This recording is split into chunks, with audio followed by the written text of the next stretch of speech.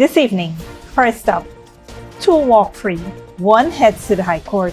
A split ruling in the gas station bombing case that killed 6-year-old Soraya Bourne. Justice for that little girl is still unfinished business, and tonight the case takes a major new turn. Then a Venezuelan national drops a loaded pistol as officers approach, and hours later a bedroom drawer used guns and ammunition as a home estate home. 5 people arrested in 2 East Coast Demerara operations on the same day. Plus, 50 Georgetown roads declared public thoroughfares, and President Ali is unapologetic. Tonight he fires back at critics, backs a PPP-led City Council, and reveals plans for light rails in the capital. Meanwhile, a $6 billion road, 4 lanes, and a brand new look for South Georgetown. The Aubry Barker Road is officially open, and tonight the president says this is just the beginning of what is coming for the capital. And Amnesty International issues its starkest warning yet, declaring the global human rights system is on the verge of collapse. Netanyahu, Trump, and Putin are named and shamed. Tonight a report that is shaking the world. Those stories and more coming up. Stay with us.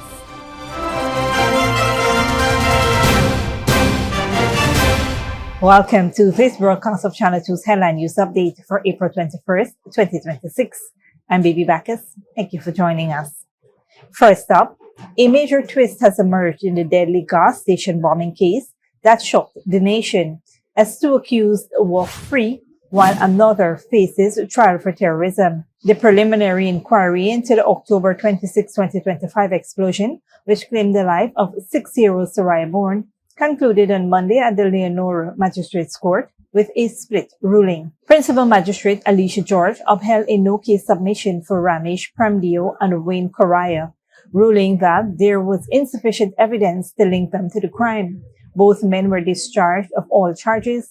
However, Jennifer Rodriguez was committed to stand trial in the High Court after the court found there was sufficient evidence to proceed.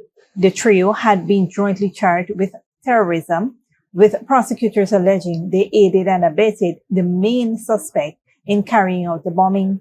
Despite presenting extensive evidence, the court found the case against the 2 accused lacking.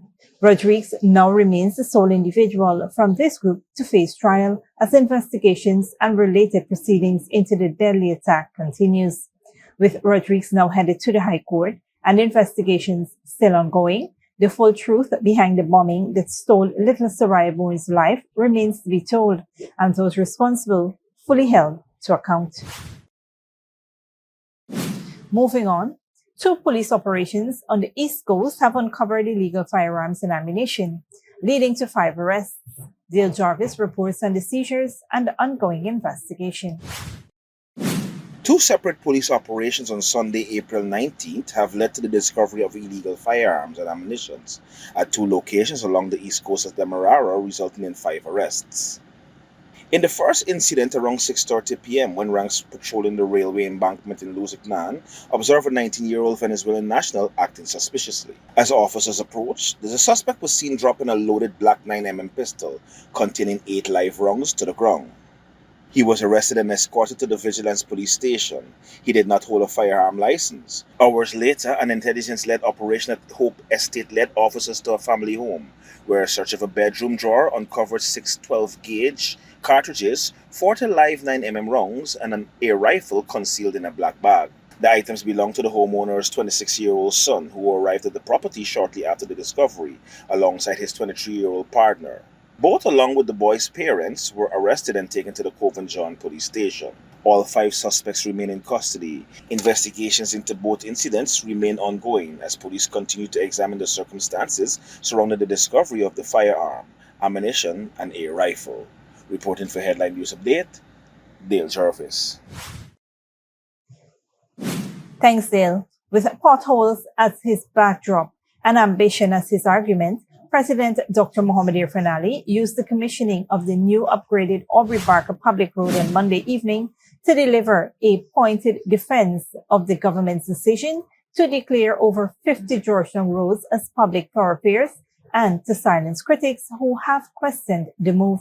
The declaration, which transfers control of the roads from the municipality to the Ministry of Public Works, has raised eyebrows among some persons who view it as central government overreaching into City Hall's territory.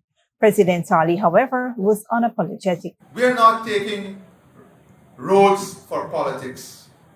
We are designating roads as public roads in the cause of progress.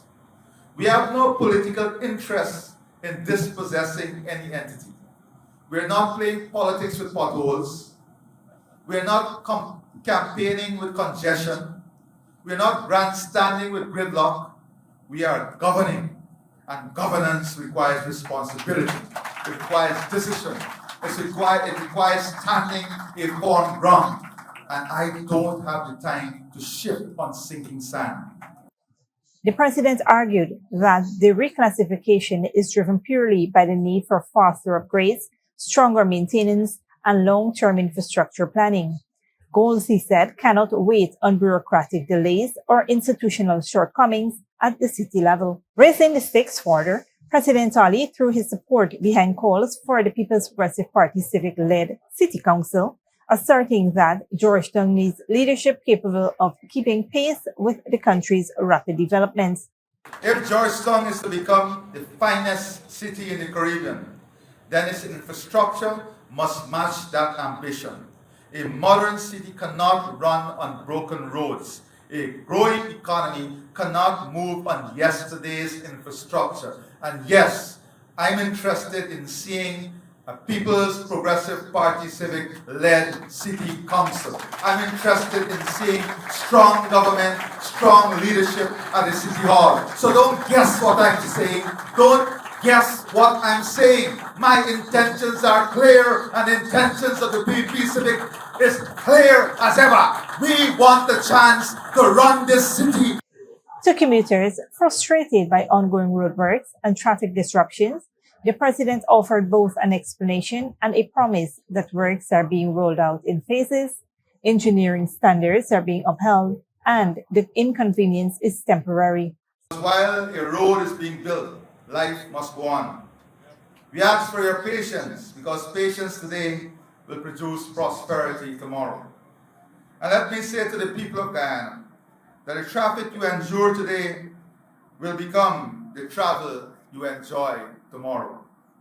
Looking further ahead, President Ali revealed that the government is exploring broader transport solutions for the capital, including light rails, expanded bus services, and alternative routes designed to ease congestion and support Ghana's growing economy.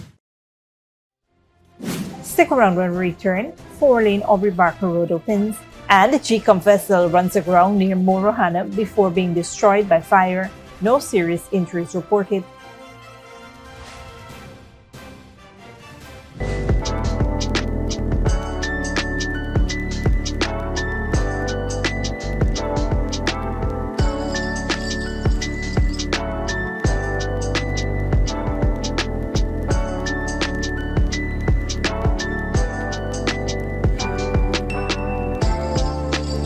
Good girl forget things. What's the problem, Granny? I want money for borrow for those surgery. I was dancing and I fall and fracture my hip. If you need some quick money, you should check Lender's Jewelry and Pawn Shop. Lender's Jewelry and Pawn Shop, Lot 238 South Road Border, Georgetown. Get jewelry made to order in just 72 hours. We also accept vehicles. Lender's, best rates, longest payback period. Boys, I get through. Plus, I could dance again. Lender's Jewelry and Pawn Shop.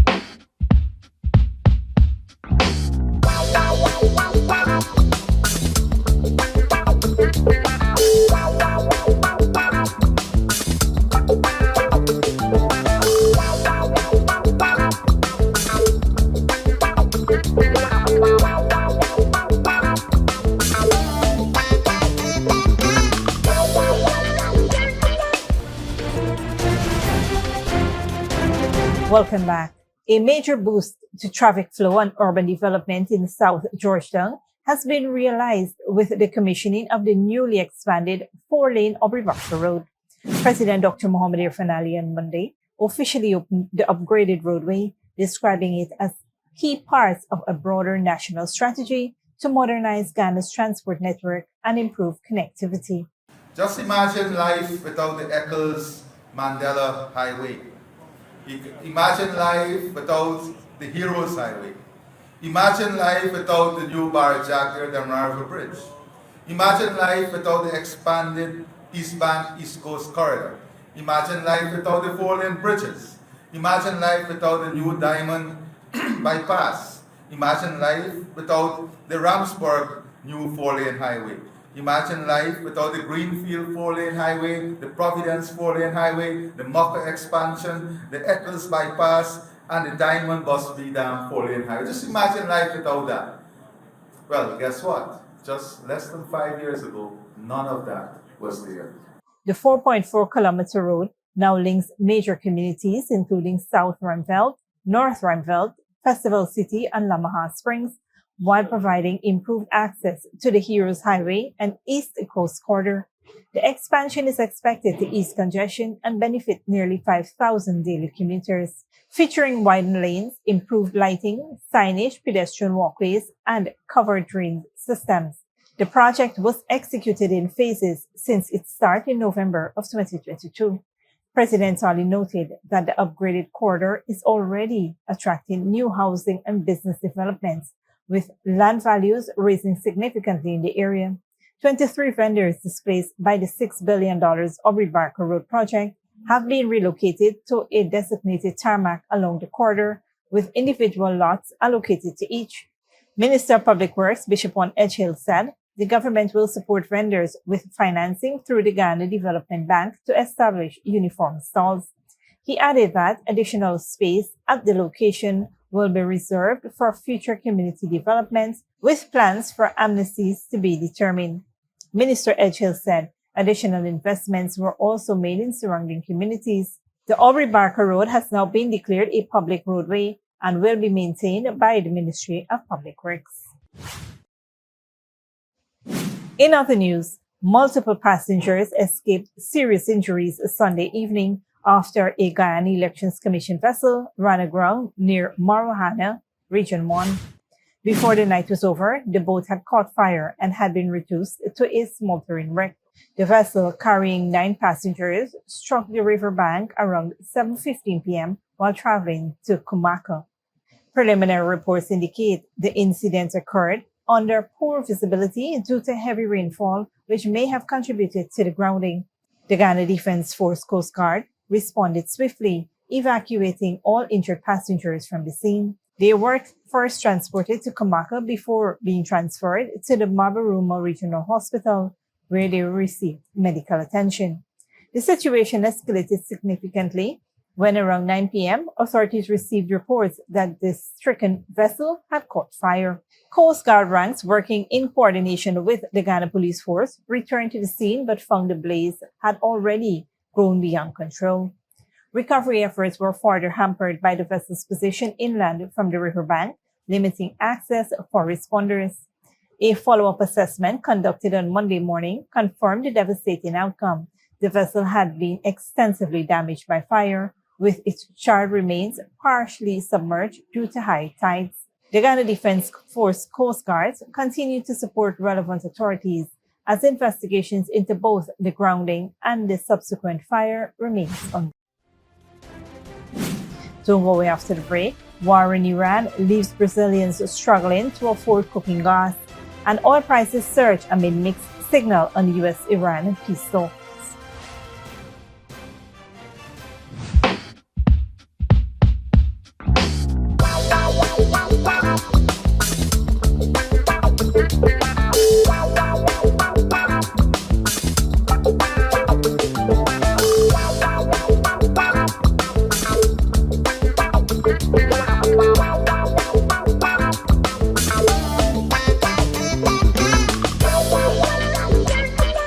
Good girl forget things.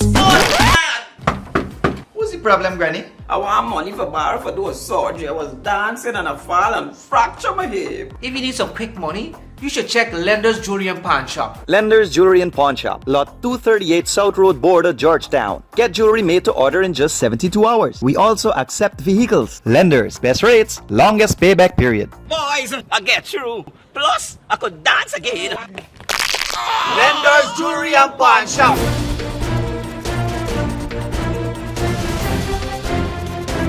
Welcome back. Now we take a look at what's happening in the region and around the world. Good evening, I'm Dominic Gittins tonight. Cuba and the US hold rare talks amid an ongoing energy blockade. Rising oil prices ripple into Brazil, pushing up living costs. Markets react to expiring ceasefire tensions, and Amnesty International warns the global human rights system is nearing collapse. We will begin in Cuba. Cuba has confirmed recent talks with the United States in Havana amid tensions over Washington's energy blockade.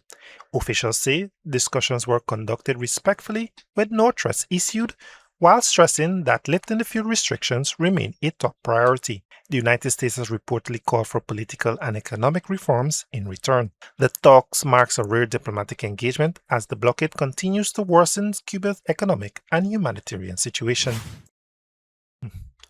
Brazil is feeling the effect of the Iran war. Rising global energy prices, driven in part by uncertainty over oil supply, have pushed up the cost of cooking gas.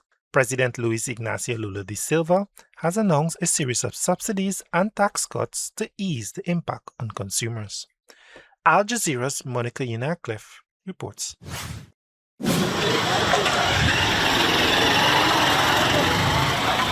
A heavy load on his back and an even heavier burden to fill it up.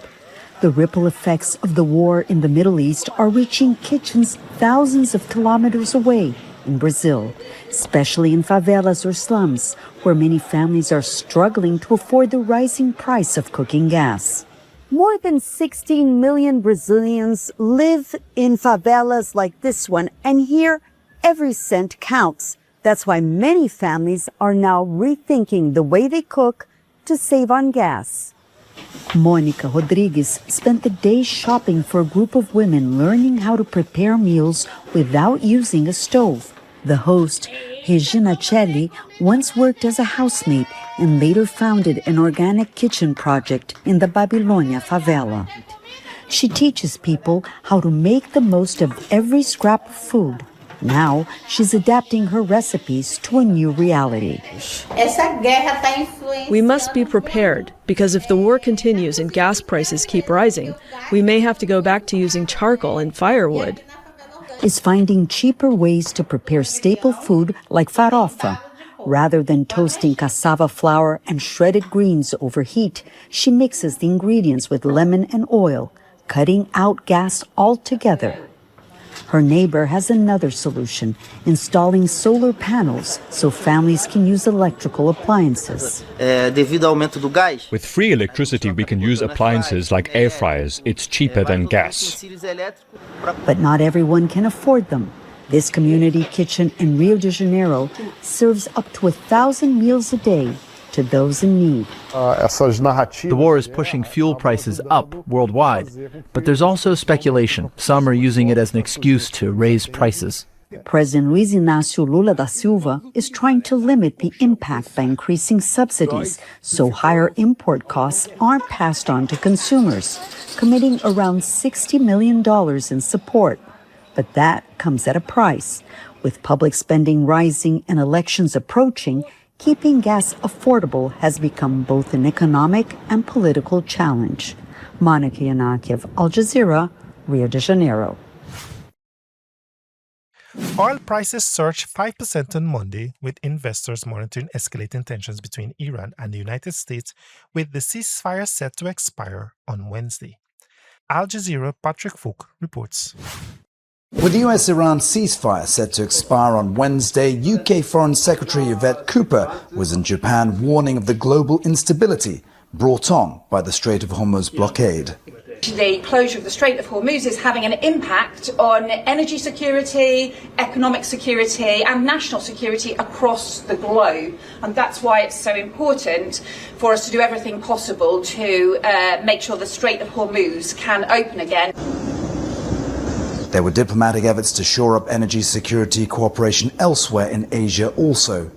South Korea's Lee Jae-myung is in India for the first presidential visit in 8 years. In an interview with Indian media ahead of talks with Prime Minister Narendra Modi, Lee stressed the need for joint efforts to stabilize global supply chains.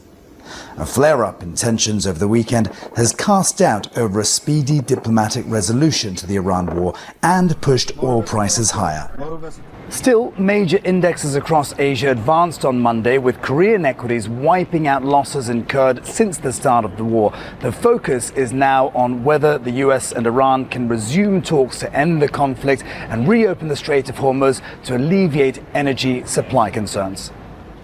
Analysts say the rise in Asian equities may signal investors have priced in the worst case of the impact from the crisis, and that if a deal materializes, oil prices could settle from current levels.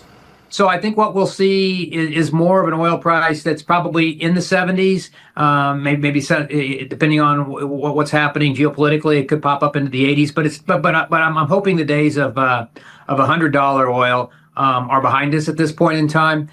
For now, Asian markets are holding cautiously, but with no clear path to a peace deal, any shift in the conflict could trigger more volatility across the region and add pressure to governments grappling with energy supply concerns.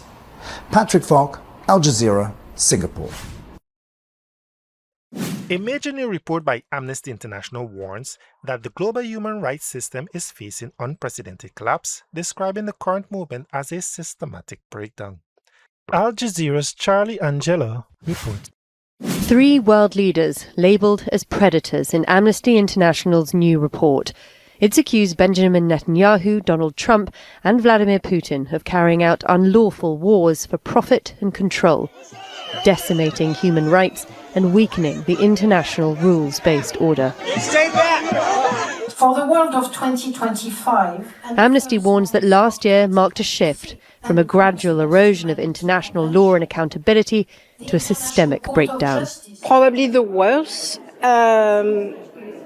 report that we have issued in our 60-something years of history. Why?